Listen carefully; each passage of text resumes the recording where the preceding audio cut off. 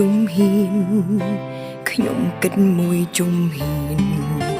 ជួបបញ្ហារយលីនមិនចេញចប់ពេលខ្លះមានកម្លាំង